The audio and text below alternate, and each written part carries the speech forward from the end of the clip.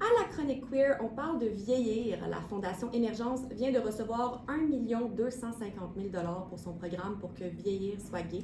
Denis Martin-Chabot, journaliste et animateur de l'émission L'heure où l'arc-en-ciel se lève à Canal M, est avec nous pour nous en parler. D'abord, merci Denis Martin d'être avec nous. Oui, c'est un plaisir d'être là. D'abord, on va se débarrasser des clichés ce matin. Oui, bonne chose qu'on va faire. Alors là, je peux bien en parler des clichés parce que je suis considéré comme une personne âgée. J'ai 63 ans. Au lieu de beaucoup de programmes gouvernementaux, on devient une personne âgée à l'âge de 55 ans. Alors, oui, dans certains programmes.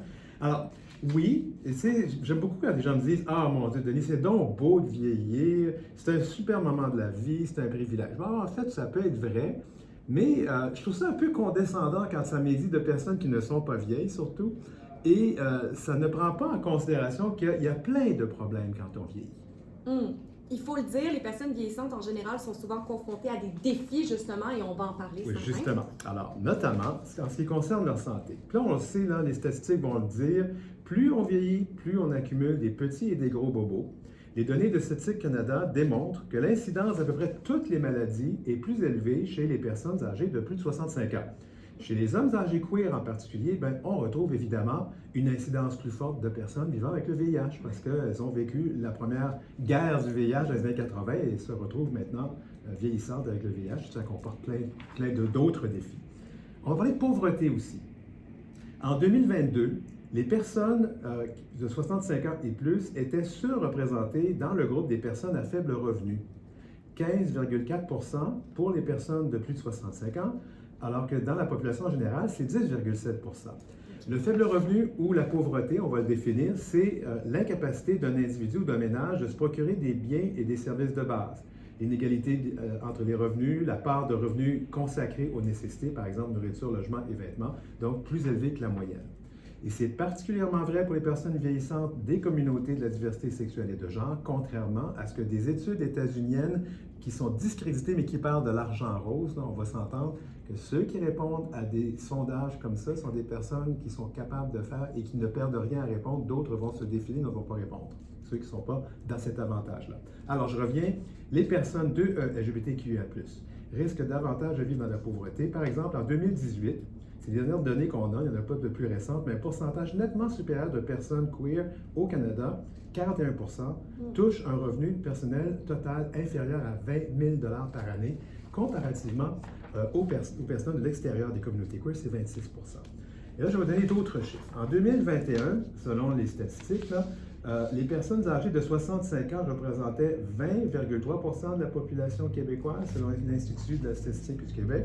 Bien, toujours selon cet institut, en 2030, les personnes de plus de 65 ans compteront pour 2,3 millions de personnes de la population, soit 25 %.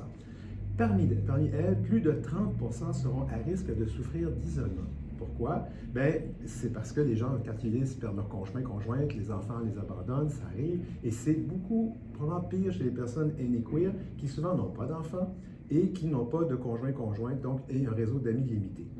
Puis on va parler d'un autre problème, c'est l'âgisme.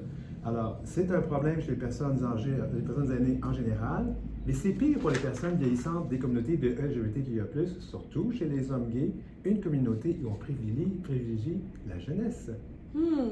Et pour revenir à la Fondation Émergence qui sensibilise la population sur les enjeux et les réalités queer, elle propose un programme pour aider les personnes queer vieillissantes. Oui, c'est un programme qui s'appelle Pour que vieillir soit gay. Ça existe depuis 15 ans. Okay. C'est vraiment un programme intéressant. Par le biais de formation, tant pour les professionnels de la santé et des milieux de vie pour les aînés que pour les personnes vieillissantes queer elles-mêmes, la Fondation veut améliorer la qualité de vie de ces personnes vieillissantes. Alors, on parle de formation en santé, formation pour utiliser des ordinateurs, pour éviter d'être fraudé. C'est toutes des choses et qui sont vraiment faites pour les personnes de ces communautés. Puis c'est quoi les besoins particuliers de ces personnes-là? Alors, on y va. Il faut dire que les personnes aînées de nos communautés queer, donc de LGBTQIA+, ont connu une époque où leur identité était criminalisée, pathologisée, pardon. Pathologisée. Merci! Ah, ça va, ouais. C'est correct. Ça va prendre un cours de diction ce matin. Et stigmatisé. Rappelons que c'est le 19 mai 1990, donc une date qu'on retient tout le monde pour la journée de lutte contre l'homophobie et la transphobie. C'est en 90, donc cette date-là, que l'Organisation mondiale de la santé a rayé l'homosexualité de la liste des maladies mentales. 35 ans. 35 ans.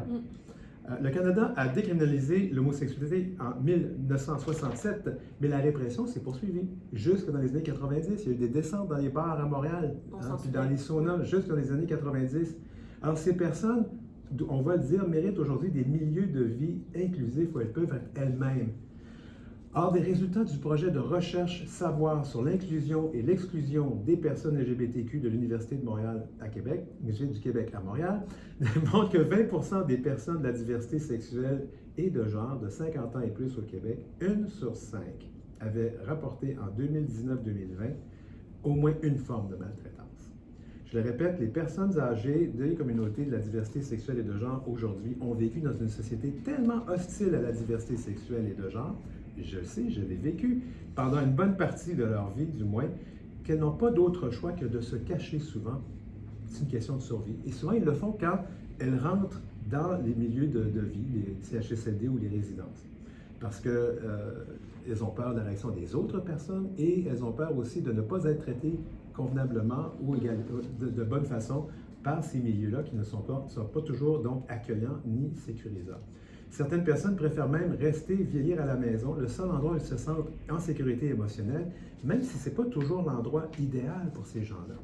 Alors, grâce au programme Pour que vieillir soit gay, il y a eu de l'amélioration. En fait, plusieurs résidences, je n'ai pas eu le temps de leur demander combien, mais ils ont eu beaucoup de demandes de résidences, CHSLD et autres milieux de vie qui prennent de l'avance et ils demandent à la Fondation de venir offrir de la formation à leur personnel. Cette formation vise donc à expliquer ce que sont les réalités LGBT et on leur explique les particularités des aînés LGBT et les bonnes pratiques d'inclusion pour s'assurer que les milieux soient inclusifs et que s'il y a de l'homophobie ou de la transphobie, comment intervenir et comment bien le faire. Alors, avec ce financement-là, la Fondation prévoit une tournée de formation dans un maximum de régions au Québec sur les 5 prochaines années.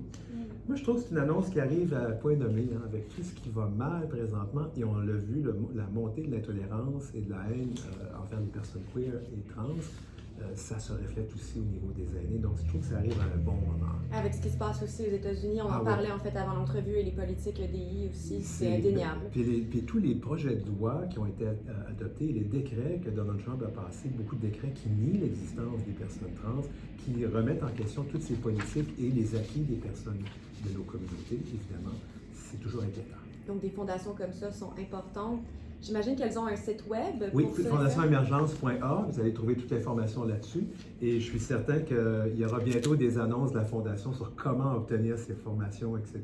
Parfait, on reste à l'affût. On reste toujours à l'affût. Merci beaucoup, Denis Martin. À la prochaine.